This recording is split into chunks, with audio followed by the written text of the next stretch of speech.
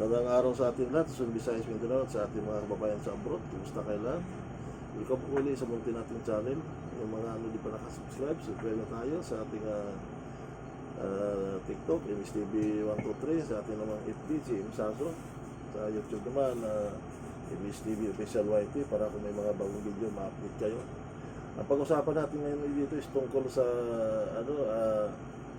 pilitang sa pilitang pagdala kay dating Presidente Duterte sa dahig, bali isang taon na ngayon. So yung mga kababayan naman natin ng matututo supporter, reporter na gumagawa ng mga protesta ngayon na maging mahinahon lang tayo, dati daan sa dahas kasi nga ang isang problema hindi naman pwede nagdadagan ng panibagong problema. So dito naman tayo, kung nagkasala ang tao is isang litisin kung nakakalungkot na lang imbis dito sa ating bansa, buong dinala sa dahig. So, isa pang dyan ang taong maganda namang nagawa ng siya pang nakapibilang presidente, nakakulong ngayon na wala pang isang pagkaso, samantalang yung mga trilyon ang niyanakaw, hindi pa binigyan ng hostesya ngayon.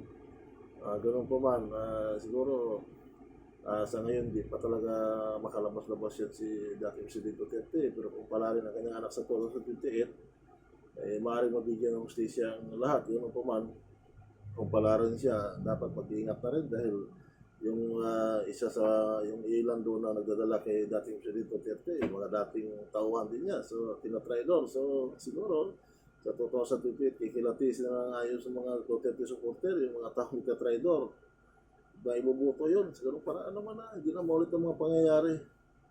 Sa atin naman dito lahat is kahit sino nakaupo dyan, basta tapat sa bayan, nagservisyo ng maayos, wala tayong problema doon. Kung ano naman kasi, iba naman kasi nakaupo, pang sariling interes. Sana bayan muna ang unahin. Sa atin naman is opinion at reaksyon bilang simpleng mamamayan. Maraming salamat, pagbuhay po tayong lahat. God bless.